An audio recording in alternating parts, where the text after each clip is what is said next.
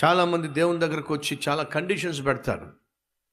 ప్రభువా, నేను పెళ్లి చేసుకోవాలనుకుంటున్నా, చేసుకోబోయే అమ్మాయి పీజీ చేసి ఉండాలి, చేసుకోబోయే అమ్మాయి మా కులమై ఉండాలి, చేసుకోబోయే అమ్మాయి మా ప్రాంతం నుంచి వచ్చిందై ఉండాలి, చేసుకోబోయే అమ్మాయి 50,000 రూపాయల కంటే తక్కువ చిత్తం రావడానికి వీల్లేదు, చేసుకోబోయే అమ్మాయి 50 లక్షలు కట్నం బట్టి రావాలి, చేసుకోబోయే అమ్మాయి అబ్బాయిలనే కనాలి.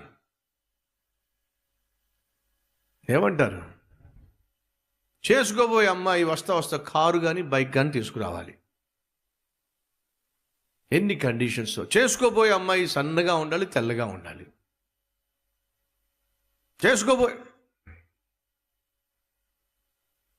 ఉన్నారా ఈరోజు మనలో ఎవరైనా, ప్రభువా నీ చిత్త ప్రకారం పెళ్లి చేసుకోవాలి నాయనా, ఇలాంటి అబ్బాయి కావాలి, ప్రభువా నీ చిత్తమే చేయాలనుకుంటున్నాను నాయనా, నీ చిత్తమే ఇల్లు కొనుక్కోవాలనుకుంటున్నాను, నీ చిత్త ప్రకారమే కారు కొనుక్కోవాలనుకుంటున్నాను, నీ చిత్త ప్రకారమే అమెరికా వెళ్ళాలనుకుంటున్నా. మీరు ఏమైతే అంటున్నారో అసలు దేవుని చిత్తం అంటే ఏమిటి? నీకు కావాల్సినవన్నీ పైన రాసేసి ఆ పేపర్ తీసుకొని, నీకు కావాల్సినవన్నీ రాసి పేపర్ తీసుకుని దేవుని దగ్గరికి వెళ్ళి సంతకం పెట్టు ప్రభువా, అదే దేవుని చిత్తం.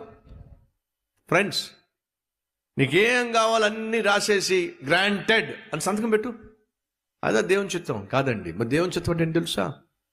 నువ్వు పేపర్ కింద సంతకం పెట్టి, ప్రభువా ఖాళీ పేపర్ని చేతిలో పెడుతున్నాను, పైన ఏమి రాస్తావో దానికి నేను సంపూర్ణంగా అంగీకరిస్తున్నాను. నువ్వు ఏది రాస్తే దానికి నేను ఆమెన్ అని చెప్తాను, అది జరగాలి అని కోరుకుంటాను. అది దేవుని చిత్తం అంటే. మన కండిషన్స్ అన్ని తీసుకొచ్చి దేవుని ముందు పెట్టి గ్రాంట్ మీ లార్డ్ కాదండి.